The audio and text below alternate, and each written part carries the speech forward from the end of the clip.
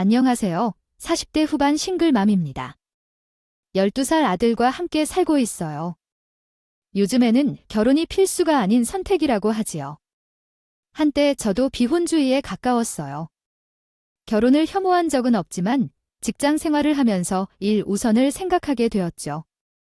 제 친구들 대부분이 30이 넘어 결혼했어요. 저는 30대 중반에 결혼했습니다. 부모님은 항상 남편을 소개해 주려고 했어요. 아버지는 가끔씩 술 취해 길을 헤매다 사람을 데려오곤 했죠. 어느 날 길을 헤매는 사람을 집까지 데려다 준 청년을 소개하려다 말았어요. 35살 동안 어르신, 집 안으로 들어오십시오. 약을 드십시오. 다시 생각해보니 자네 몇 살이야? 저는 27살인데 우리 딸과 8살 차이야. 그래서 8살 차이는 궁합이 안 맞다고 들어. 자네, 내 사위가 되어주어서 한잔 할래? 모르겠어요. 저보다 8살 위인 누님과 맺는 건 뭔가. 아이가 잘못할 때 친구를 고르는 것보다 보수적이네. 현재는 연상연하가 대세야. 아닌가, 나는 자네를 좋아한다며 들어가서 한잔하자고 했는데. 그렇게 아버지가 술에 취해 우리 집으로 데려온 청년은 드물게 있을 정도만큼 말했어.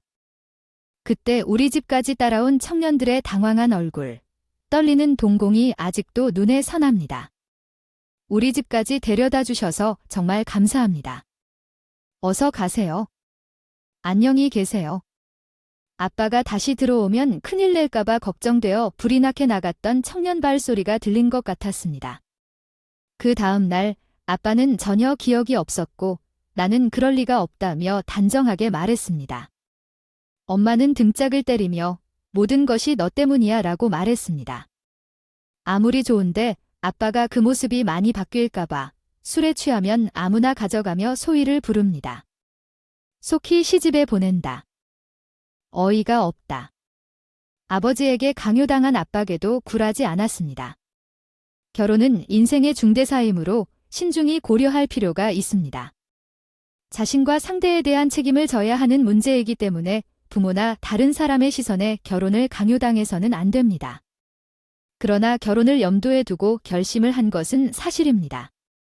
주변 소개나 소개팅을 통해 여러 사람을 만나보면서 결국 남편을 만나게 되었습니다. 남편은 고등학교 동창이 주선한 소개팅을 통해 만난 분으로 처음 만난 순간 호감이 간 얼굴이 아니었지만 서로를 알아가면서 매력을 느꼈습니다. 이후 결혼을 전제로 만남을 이어가게 되었는데 남편은 중소기업 전기 설비업체에서 일하며 취미로는 책을 읽거나 영화를 보는 것을 즐기고 동호회 활동을 즐기는 타입이었습니다. 부모님으로부터 물려받은 유산이 있어서 우리 가정은 안정적으로 이어갈 수 있을 것입니다. 시어머니가 계속 일해 오셔서 남편이 하고 싶은 것을 다 할 수 있을 만큼 경제적으로 부유해졌습니다. 남편을 소개해준 직장 동료가 어깨를 으쓱하며 했던 말이 새롭게 떠올라요. 얘야, 너 진짜 나한테 잘해야 된다. 승현이의 알짜배기 알부자야. 너 완전 땡 잡은 거야? 결혼을 집안 형편만 보고 결정하는 것은 아니라는데 사실 결혼 전에 마음에 걸린 부분이 하나 있었습니다. 그건 남편이 10년 넘게 사귄 여자친구가 있었다는 것이었죠. 남편의 첫사랑이었는데 그 여자와 헤어지고 엄청 방황했다고 합니다. 다른 남자와 결혼해서 호주에서 산다는데 그 첫사랑을 잊기 위해 만난 여자가 있었고 그 다음 만난 여자가 바로 저였습니다. 남편은 이제 결혼을 생각하던 나이라고 하여 진지하게 만나자고 했죠. 처음엔 비밀로 해도 되지 않을까 생각했지만 생각해보니 솔직하게 말해준 것이 낫다고 생각했습니다. 또한 먼 호주에 살고 있다는 사실도 크게 상관없었고 우리는 서로를 신중하게 대하고 부모님도 만족해했습니다. 시어머니도 저를 처음 보자마자 다정하게 대해주셨고 철없는 우리 아들이랑 결혼해줘서 고마워. 제 노총각으로 죽을까 봐서 아내가 얼마나 조마조마했는지 몰라 이라고 해주셨습니다. 그래서 우리는 주변 사람들의 축복도 많이 받으며 결혼했습니다. 결혼과 함께 전 직장에 사직서를 제출했어요. 대학을 졸업한 후 10년 이상 끊임없이 성실했던 것에 대한 부작용이 어딘가에서 배터리가 방전된 것처럼 느껴졌어요. 잠시 쉬면서 요리도 배우고 집안일도 배울 계획이었죠. 그런 때에 한 달간 유럽으로 떠난 신혼여행은 제 인생에서 큰 치유의 시간이 되었습니다. 남편의 대학 선배가 사는 프랑스 파리를 비롯해 독일 함부르크, 스위스 게네바, 이태리 로마를 돌아다니면서 보냈던 그 시간들이 제 인생에서 최고의 순간들이었어요. 회사에 가기 싫어서 하느님, 월요일에 지구가 망하게 해주세요 타며 간절히 기도했던 저가 월요병이 무엇인지 모르겠다고 생각했습니다. 장기간의 여행이었기 때문에 시어머니에게 전화라도 걸면 신혼여행 중이니 걱정 말고 즐기러 다녀와 라며 오히려 용돈을 보내주셨어요. 친구들은 저가 잘 결혼했다며 부러워하더니 혹자는 평생 상대를 만났다는 소리도 했어요. 시어머니 역시 다정해서 더욱 좋았어요. 행복은 덤으로 신혼 베이비를 선물해 주셨습니다. 우리는 신혼의 즐거움을 최대한 누릴 수 있었어요. 당장 예비 아빠와 예비 엄마가 된 순간이었어요. 제 임신 소식은 우리 가족의 생기를 불어넣었고 서로 아이를 돌보겠다는 결심을 했죠.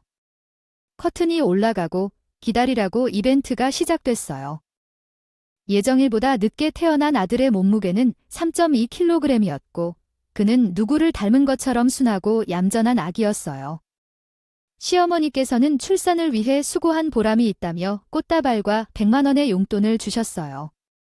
가족들은 매일 번갈아가며 아이를 케어하고 어머니는 어떤 식사를 좋아하는지 아픈 곳이 있는지를 신경 써주셨어요.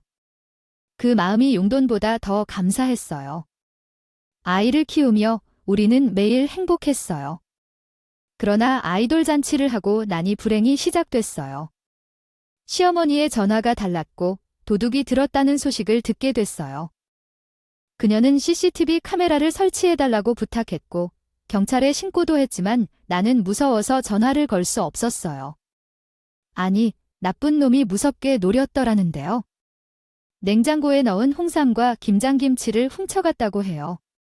분명 내가 가득 채웠는데 언제 와서 그걸 다 가져갔을까요? 정말 마음 아팠던 그 순간입니다. 다른 것들은 계속해서 있어요. 금반지나 폐물 같은 것들은 그대로 있습니다. 그것 때문에 걱정하지 마세요. 제가 제대로 숨겨놨거든요. 시어머니와 대화를 나누면서 냉장고에서 사라진 홍삼과 김치를 드셨는데도 그것을 잊어버렸다고 주장하셔서 일단 차를 타고 5분 거리에 있는 시어머니 집으로 갔어요. 시어머니는 여전히 홍삼을 훔치는 도둑이 있다며 냉장고를 100번 봤다고 하셨는데 그 외에는 모두 정상이었어요. 시어머니가 잠시 혼동하는 거라고 생각하고 냉정하게 대처했지만 몇 달 후 시어머니를 데리고 나들이 나왔을 때 계속해서 같은 질문을 반복하시는 것이었어요. 어디 가는 거야? 강릉. 인천. 계속 반복했고 그것이 이상해서 남편에게 말했지만 그는 건망증이 심해진 것뿐이라며 넘겼어요. 그 후 순간 시어머니를 찾았을 때 남편이 아들에게 졌던 일 체매에 있었어. 고 묻자 아들이 아버지가 날 몰래 복숭아 밭을 팔았어 라며 대답했어요. 말없이 밥을 팔고 돈을 어떻게 했는지 모르겠어. 이게 어떻게 가능해? 참을 수가 없어. 이혼할 거야. 화를 내며 말했어. 엄마 복숭아가 밥을 팔아 회사 건물을 지었잖아. 무슨 일인지 기억이 안 나. 올해가 몇 년도인지 말해봐. 넌 뭘 알아? 그러면 집에 가 시어머니의 기억력이 저하되었고 혼란 증세를 보이자 우리는 건강소로 가 시어머니의 치매를 확인했어. 그 결과가 충격적이라서 깜짝 놀랐어. 경도 인지장이야. 일상생활이나 대화할 때는 문제 없어 보이지만 기억력이 많이 나빠진 거야. 그래도 다행이야. 요즘은 약물 치료도 효과적이니까 괜찮을 거야. 경도인지장이라고 해서 다행이야. 하지만 앞으로 시어머니가 혼자 생활하는 게 힘들어질 거야. 치매 초기 진단이 지금과 앞으로의 삶에 큰 영향을 줄 것 같아. 몇 일간 고민한 남편이 어머니와 함께 살아야 한다고 했어요. 남편 씨. 아마도 엄마를 데려와야 할 것 같아. 엄마는 혼자 살아가는데 문제가 많아. 겉으로 보면 아직 괜찮아 보이지만 치매가 갑자기 악화되어서 문제야. 그래서 엄마를 데려와야 할 거야. 그러나 나도 편안한 상태가 아니야. 아이를 돌보느라 힘들었고 아이는 매일 역대급 매운맛과 애정을 내 손으로 필요로 했어. 아이가 이야기를 할 때 육아가 나아질 줄 알았지만 오히려 더 어려운 상황이 생겼고 이제 온전히 케어하기에는 나도 여력이 부족하다. 함께 살아야 하지만 어떻게 해야 할지 모르겠어. 요양원은 현대적인 고려장이라고 했죠. 이제 죽어도 거기서 떠나지 않는다는 말이 있잖아요. 그래서 요양보호사 서비스를 이용하고 주간보호센터에 등록하면 좋겠네요. 그렇게 하면 돌봄을 받을 수 있겠죠. 여보야, 이렇게 친해진 시어머니와 합가하게 되면 병수발이를 시작할 수 있겠어요. 당시에는 요양보호사를 부르기에는 시어머니의 등급이 부족했던 거죠. 그래서 그때는 주간보호센터에 다니는 게 최선이었어요. 처음에는 치매가 심하지 않아서 그나마 괜찮다고 생각했어요. 그러나 시간이 지날수록 증상이 심해졌죠. 쟤를 의심하고 밥을 주지 않는 등 짓을 하시니 좀 괴롭고 어려웠어요. 밤에도 일어나서 사라진 시어머니를 찾는 것이 일상이 됐죠. 이러다 보니 남편과 다툼도 잦아지고 사이가 많이 어긋나게 되었어요. 보통 신혼 때는 서로 많이 싸우면서 서로를 이해하는 것 아닌가요? 하지만 우리는 둘 다 엄마, 아빠 준비 때문에 서로를 이해할 시간이 부족했나 봐요. 이런 역경 속에서 시어머니를 돌봐야 하는 상황에서 남편이 어떻게 살아왔는지 이해하기 어려웠던 것 같아요. 철부지 도련님이라고 했는지 골치 아픈 일은 아예 회피하려는 몽상과 남편의 진면목을 알 수 있었어요. 남편은 맨날 술독에 빠져 살면서 모친 부양과 간병이라는 과제를 어린애처럼 외면하더니 급기야 외박까지 밥 먹듯이 했습니다. 저도 부모 부양은 낯설고 버거운 기림은 마찬가지잖아요. 게다가 시어머니 병수발도 모자라서 독박 육아까지 하고 있었으니 참다 못한 제가 어느 날 활화산처럼 폭발하고 말았습니다. 그날도 술에 취해 인사불성이 돼서 들어온 남편을 보고 고압을 빽하고 질렀어요. 나는 매일 24시간을 지니 보고 어머니 챙기느라 머리 감을 시간도 없어. 내 머리 지금 일주일 내내 못 감고 냄새나서 미칠 지경이라고. 와, 내가 이래서 들어오게 싫다니까 어디 마음 편히 쉴 수가 있나. 아, 지겨워. 지긋지긋하다고 진절이 나고 짜증나 하며 자기 눈에 보이는 대로 물건을 집어 던졌습니다. 죄짓꽉부터 화병까지 짠소리를 내며 깨졌어요. 저도 악에 받쳐 고래고래 고함을 쳤죠. 뭐 지긋지긋하고 진저리가 난다고. 당신 형님 뭐 있다고. 짜증이 나는데 어머니 약을 한 번 챙겼어. 식사를 한 번 챙겼어. 진이는 울지 어머니는 한눈 팔면 밖으로. 쟤를 의심하고 밥을 주지 않는 등 짓을 하시니 좀 괴롭고 어려웠어요. 밤에도 일어나서 사라진 시어머니를 찾는 것이 일상이 됐죠. 이러다 보니 남편과 다툼도 잦아지고 사이가 많이 어긋나게 되었어요. 보통 신혼 때는 서로 많이 싸우면서 서로를 이해하는 것 아닌가요? 하지만 우리는 둘 다 엄마, 아빠 준비 때문에 서로를 이해할 시간이 부족했나 봐요. 이런 역경 속에서 시어머니를 돌봐야 하는 상황에서 남편이 어떻게 살아왔는지 이해하기 어려웠던 것 같아요. 나는 어제 몰래 나가야 했어. 오늘도 나는 어머니를 찾으려고 운동장을 돌아다녔다. 너는 나의 엄마이고 너를 키워준 사람이니 너는 나에게 친구 같아. 아들아, 무슨 일이야? 내 목소리에 깼다. 엄마와 울면서 나왔다. 나는 당황했지만 급하게 진이를 안아줬어. 남편은 아이를 보며 책임을 묻듯 소리쳤어. 미친 것 같아. 내가 뭘 잘못했나? 엄마가 치매에 걸린 것도 내 탓인가? 왜 나한테 이러는 거야? 난 편안하게 살고 싶어. 우리 아이가 늙고 있어? 그만해, 내일 이야기하자. 우리 집은 역 같은 곳이야. 아이 때부터 넌 알아야지. 그러다 몇 마디 욕이 튈 뻔했어.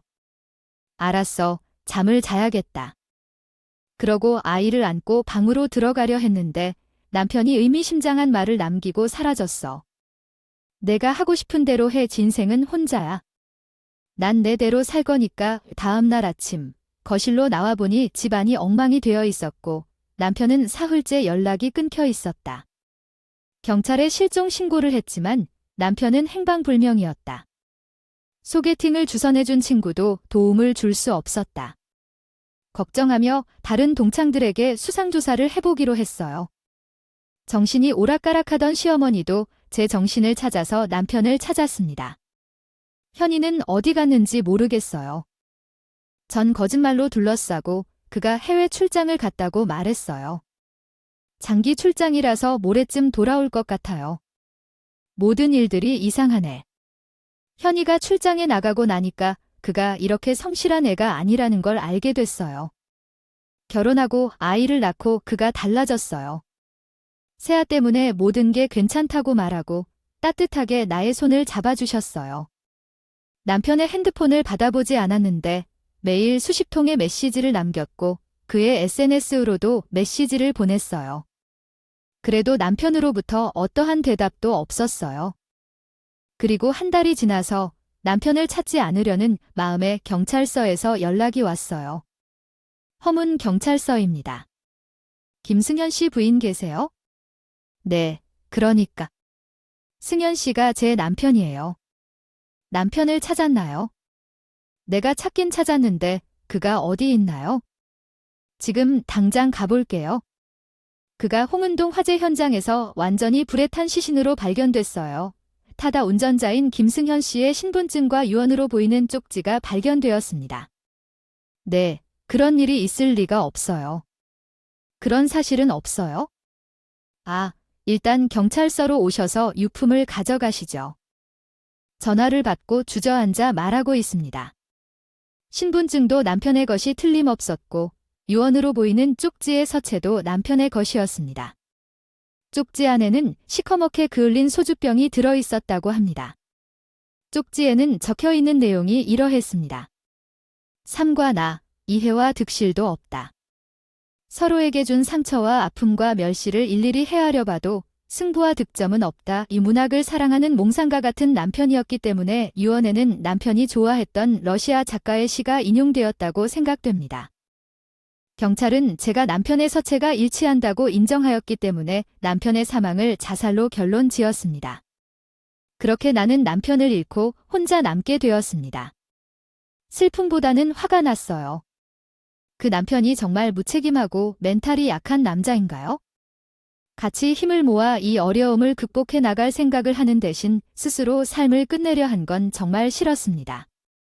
최악이었어요. 아팠던 시어머니에게는 남편의 사망을 최대한 숨기려고 노력했지만 집에 경찰이 들르고 장례식을 치르면서 시어머니도 남편의 죽음을 알게 되었습니다.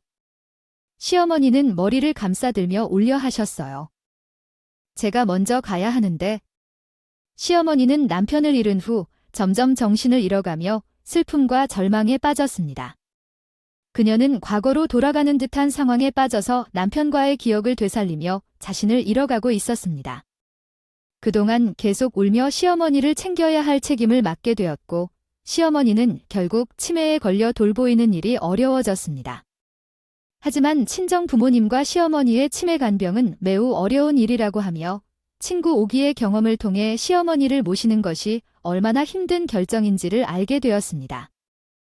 최종적으로 그녀는 시어머니를 돌보는 결정을 내려야 했으나 그 결정에 대한 갈등과 어려움을 겪게 되었습니다. 신혼부부였다. 하늘이 대낮처럼 밝았다. 천강의 비난을 받을 것 같았다. 하지만 아니다. 아, 이제야 마음이 되짚었다. 진이도 잘 지내고 있었다. 내가 결혼하는 것이 시끄럽다고 할 필요가 없다. 치매에 걸린 요양원에 갈 수도 있다. 어째서 그 길을 가려 하느냐? 아빠도 엄마도 생각이 같았다. 아, 전문적인 케어를 받을 수도 있는데 왜 모셔야 하는 거니? 아빠, 엄마, 나도 자신이 없다. 하지만 시어머니를 요양원에 보내면 마음이 너무 불편해서 용서할 수 없다. 시어머니가 요양원을 싫어하는 걸 그대로 따라한다. 나는 그것이 너무 마음에 걸린다. 치매 환자는 자신이 어디 있는지조차 모른다. 괜찮다.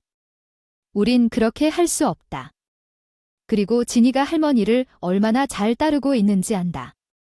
어머니는 항상 챙겨주었다. 그래서 진이가 할머니를 싫어한다면 우린 같이 할 수 없다. 내가 본 적 없기 때문에 그럴 수밖에 없다. 엄마는 아직 시도하지 않았다. 모르면서 하는 것이다. 아니면 할 수 없구나. 그냥 1년에 한 번 시도해보자. 적응을 못하겠다면 포기하겠다. 요양원에 가봐야겠어요. 아이고, 잘 모르겠어요. 그래, 일단 정리부터 하자. 내 마음이 그렇다면 거기로 가보겠어요. 일부러 한 것 아니니까 환자의 가족이 아닌 사람들도 있어요. 봉사한다고 생각하고 해야겠어요. 요양보호사도 지원하는 것이 좋겠어요. 엄마, 아빠, 최대한 도와줄 거예요. 아빠, 엄마, 고마워요. 육아와 함께 시고할 수밖에 없었던 시어머니의 간병은 정말 어려웠어요. 하루가 다르게 제 모습을 시험하는 것 같았죠.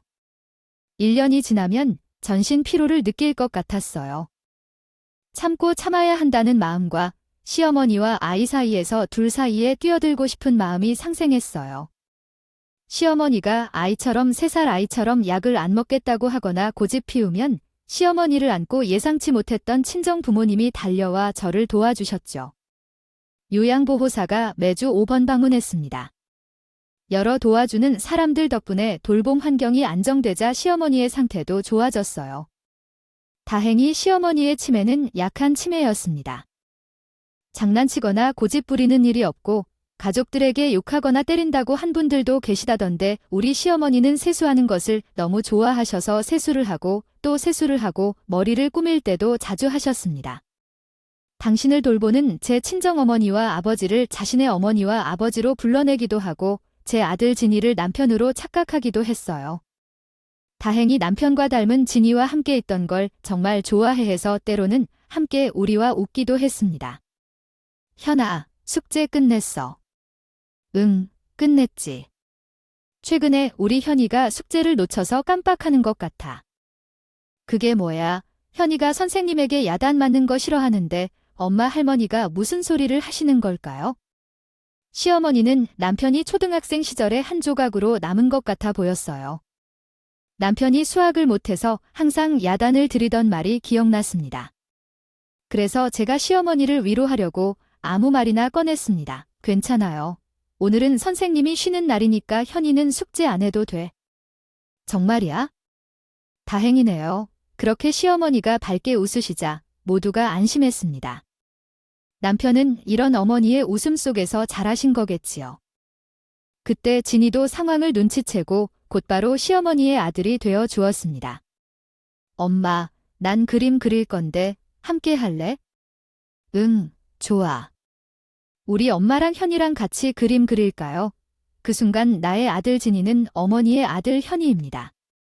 1시간 뒤에는 또 다른 이름이 되어 있겠지만요. 점점 사라지는 기억의 끈을 잡아줄 아들이 세상에 없다는 것이 안타스러웠습니다. 그래도 남편이 없는 우리만의 시간에 점점 익숙해졌어요. 한 번씩 시어머니가 맑은 정신일 때도 있었죠. 정말 거짓말처럼 예전 시어머니의 모습 그대로 돌아오면 죽은 아들의 기억을 떠올리고 어떻하니 하며 가슴을 치며 비통했습니다. 아들이를 아픔에 슬퍼서 곡기를 끊고 괴로워하는 시어머니의 모습을 보느니 차라리 치매여서 자식 먼저 보낸 기억을 잊을 수 있어서 어쩌면 다행이다 싶을 때도 있었습니다. 시어머니는 10년간 맑은 정신이 돌아올 때마다 재산을 하나씩 제 명의로 해주셨어요.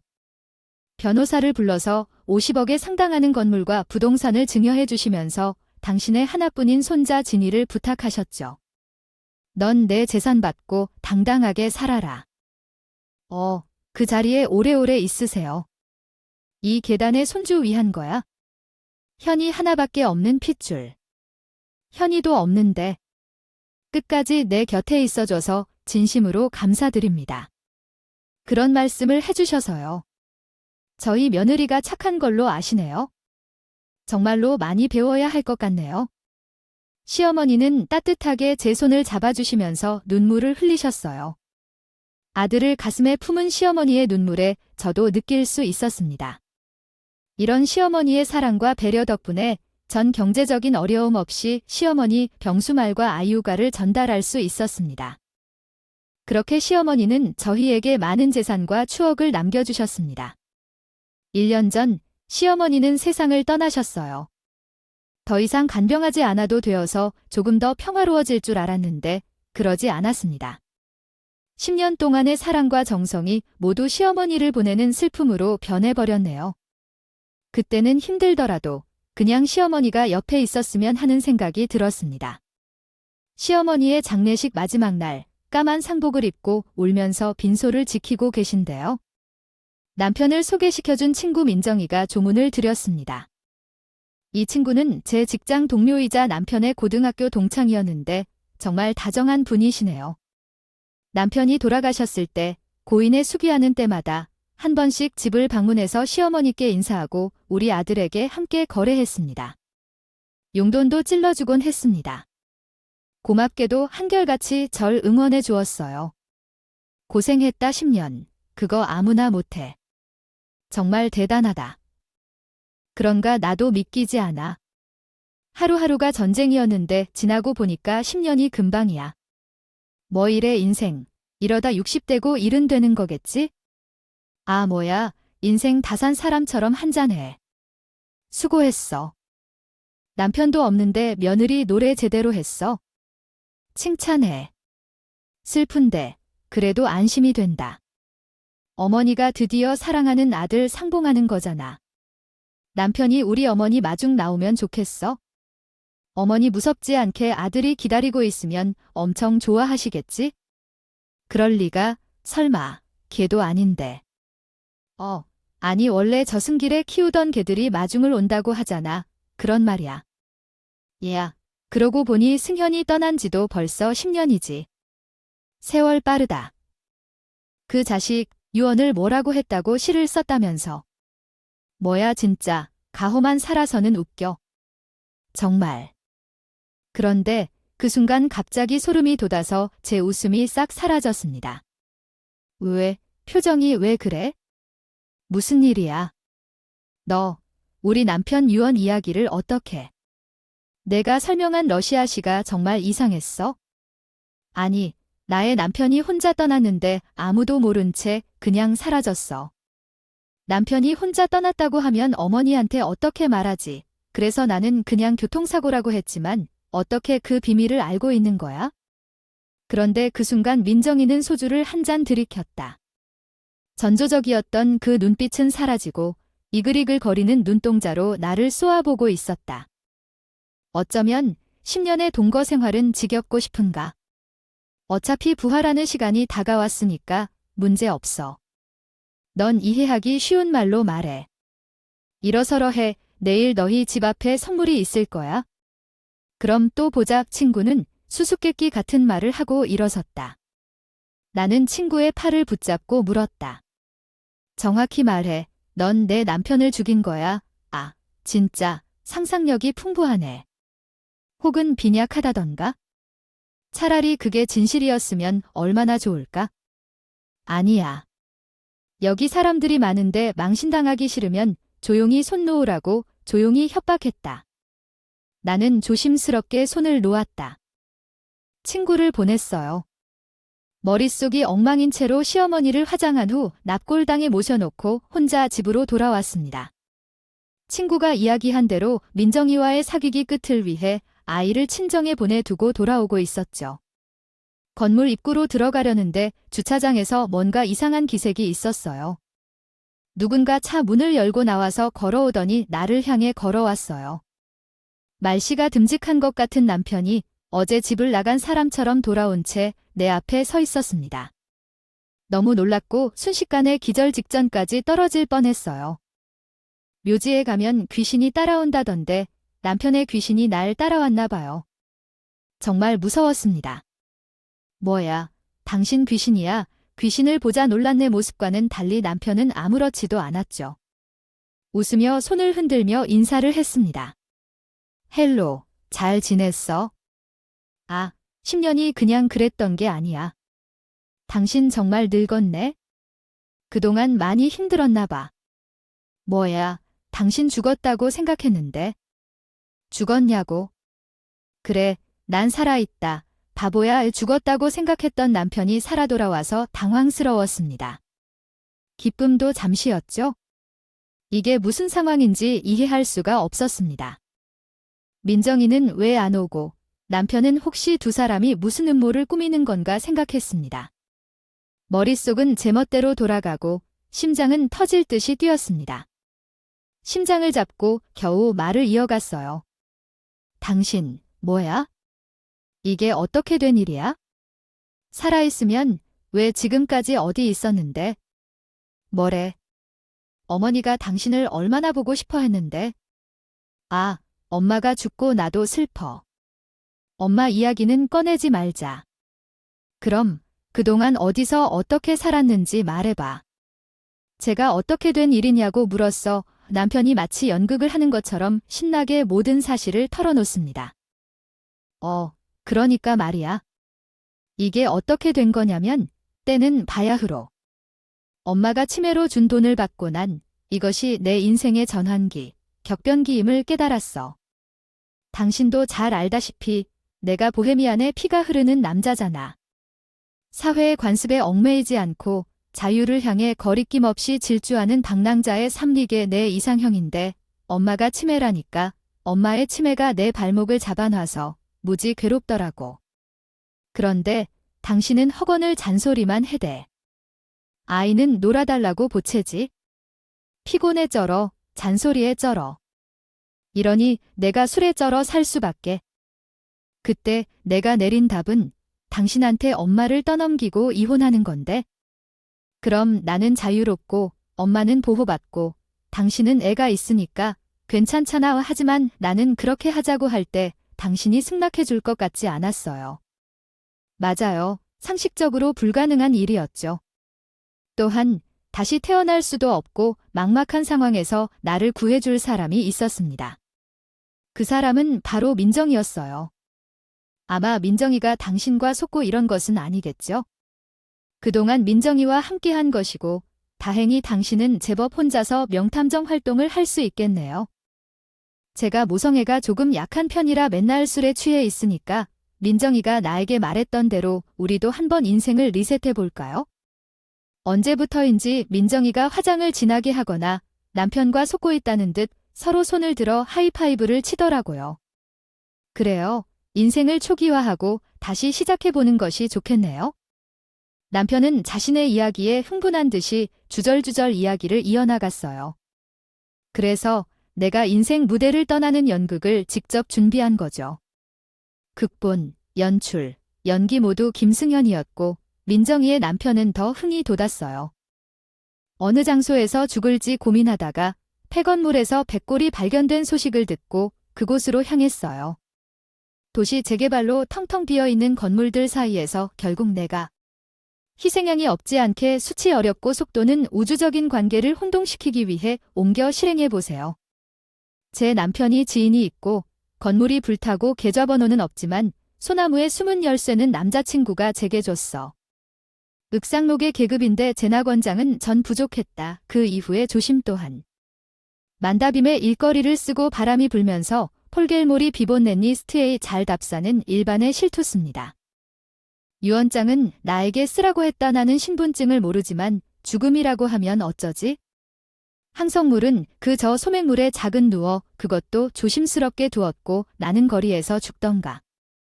나 오늘 꿈에 죽으면 해당 것을 무슨 대로 할지 생각하는 동안 어쩐지 그 묘하다 약간의 결함이 어떤 의도지 적소미하는 일들도 있다 느립니다. 그 노래는 재앙에 예상했습니다. 전 말하기를 가끔 신분증과 유언장을 써서 살아갈 건들 철탑에 던지고 사라진 거야. 그 상담대 정말 가장 놀래서 나도 둔하게 단지 이런들도 상위히 계산해 남편은 최근 때의 시신으로 신분증과 유언장을 속여 폐건물에서 남겨놨습니다. 그래서 작은 집에 서고 화재 미쳤다 불탄 유령으로 호명이 일 수 있게 되었어요. 그리고 길거리에서 주머인을 해먹는 거야. 그걸 건물 화재로 썩은 유령이라고 탈퇴사들 일본 알던 분을 개할제 나의 남친은 삐딱하게 겁 좀 내줬나 보죠. 류아의 소나무가 바다에 추렀으므로 우리가 이동하는지 떨쳐야 될지 계속 안 할지 몰랐는습니다. 그래서 나는 이렇게 생긴 얼굴로 내 앞에 나타날 수 있었던 이유는 지난 10년 동안 함께였던 민정이가 나를 옆에서 숨어 지켜줬기 때문이다. 어째서 나는 갑자기 해남 끝으로 발령을 받았는데 그럴 수 있는 대로 최대한 멀리 지원을 갔더니 인제도 좋아져서 나타난 것이다. 그러나 왜 이제서야 나타났는가? 왜 그럴까? 당신은 좋은 머리를 가졌으니 생각을 조금 해보길 바란다. 어머니의 치매가 전염되었을 가능성은 없다. 내 머리를 좀 굴려봐. 설마 유산을 받으려고 한 건 아니겠지? 남편은 내연인과 함께 있다가 자신의 어머니가 돌아가셨다는 소식을 듣고 10년 만에 유산을 받으러 나타난 것이다. 어제 사소한 실수를 하지 않았더라면 오늘 좀 더 조용히 등장해서 착한 아들, 착한 남편 코스프레를 하던 중 귀신처럼 사라지지 않고 이막을 준비할 수 있었을 텐데. 그치만 우리 계획이 모두 무산되고 말았구나. 신분증을 도난당하고 기억상실증에 걸렸지만 방금 기억을 되찾았다. 이렇게 급작스럽게 등장하는 것이야. 그만해. 이미 미안하다고 한 걸로 충분해. 어쨌든 너무 수고했어. 유산을 상속받아서 조금은 널 위해 써줄게. 오랜만에 치매로 고통받은 어머니를 보살피느라 고생했잖아. 맞아. 나는 매우 큰 배신감에 무너질 것 같았지만 정신을 잃지 않으려고 노력했어. 그래하게 화내 말소리를 쳤다. 인간 쓰레기, 미쳤어. 개또라이. 너희들은 인간이 아니야. 나 당장 경찰을 불러버릴 거야. 남편은 실실 웃으며 대답했다. 어차피 범죄 공소시효도 끝났어. 난 아무 잘못 없는데 경찰을 왜 불러? 당신 유산 안 받고 싶은가 봐. 유산 어머니 유산 누리고 온 거니? 그런데 어쩌냐. 어머니께서 그 많은 재산 몽땅 나에게 넘겨주셨는데 내게 남긴 재산은 한 푼도 없어. 이 새끼야, 무슨 말이야? 대체 뭘 한 거야? 내가 엄마 몰래 제사 숨겼어. 엄마 치매 걸려서 재산 다 훔친 거잖아. 너 방아쇠가 아무리 쏴도 소용없을걸? 어머니가 상속 분쟁 없도록 미안해. 상속 전문 변호사에게 공증으로 처리했으니까. 얘야, 너 알고 있었어. 염탐험에서 나하고 얘기해. 그랬잖아. 아니야, 나 몰랐어. 와, 진짜 쟤 앙큼한 년이네. 그냥 지난 10년 동안 살았던 것처럼 그렇게 앞으로 10년, 20년 계속 20살지. 아휴, 차라리 당신이 죽었으면 좋았을걸?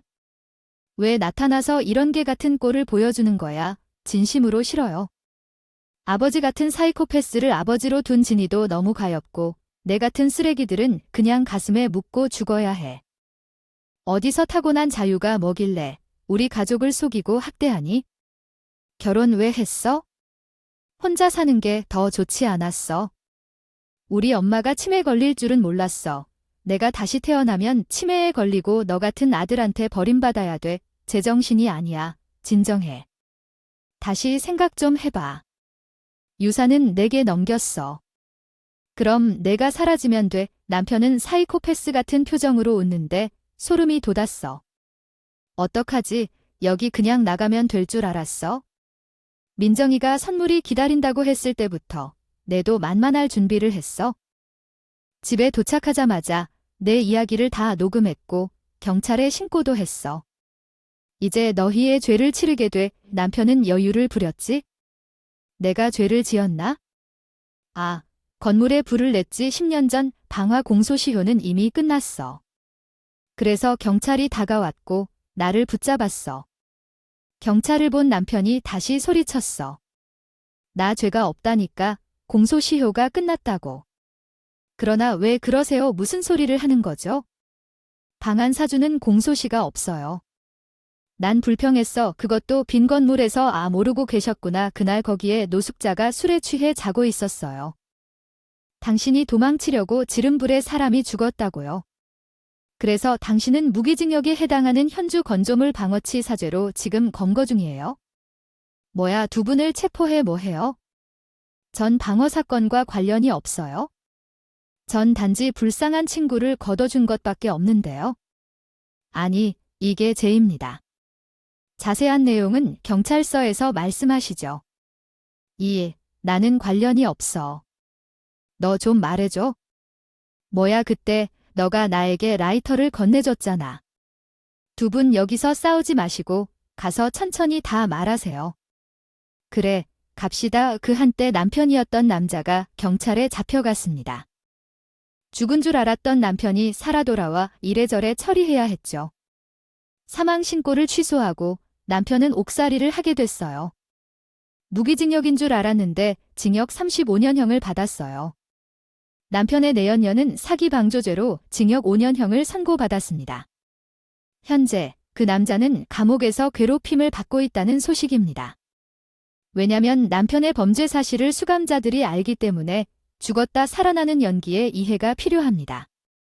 혹시 오늘 밥을 같이 먹고 시를 좀 아는 사람을 괴롭히는 잘못된 수감자에게 걸렸어요. 나는 혼자서 곤혹스러워하고 있습니다. 내 여자친구에게 해를 끼치는 감옥행이라는 벽 앞에서 차가운 냉기에 시달리고 있어요. 서로의 구원자였다가 이젠 서로의 적이 되어 춤추며 욕을 했습니다. 당연히 남편과 이혼했습니다. 내가 죽을 때까지 아들에게 비밀로 삼고 있을 거예요. 2살 날 때 아빠가 죽었다 생각하고 있는데 그 악마 같은 남자의 행동을 아들이 모르길 바래요. 그리움과 사랑을 기억해서 지워버린 시어머니를 떠나볼 땐 전 간병지옥을 벗어나게 되었습니다. 정말 아무것도 몰라서 할 수 있었던 게 시어머니의 재산이 있기 때문입니다. 이런 조건이 없으면 치매 환자를 돌보는 일은 어떻게 버틸지 궁금해져요. 치매 환자의 가족들의 노고와 헌신이 머리를 주위로 만들어줍니다. 그리고 남편이라 생각했던 노숙자가 억울하게 모셔진 줄 알아요. 저는 10년 동안 제사를 엉뚱하게 지냈지만 앞으로는 그 원통한 넋을 위해 기도드리려 합니다. 겨우 40 후반에 저에게 닥친 일들이 기이하고 억장이 무너져서 눈물을 흘리며 가슴을 치는 중에 시어머니가 제 손을 부드럽게 잡아주는 기분이 들었습니다. 어떤 사람은 살아있어도 죽은 사람과 같고 어떤 사람은 죽어도 우리 마음에 살아있기도 합니다. 저에게는 시어머니가 그런 존재였습니다. 이쯤에서 제 이야기를 마치겠습니다. 소중한 시간 내어 끝까지 들어주셔서 감사합니다. 행복하세요.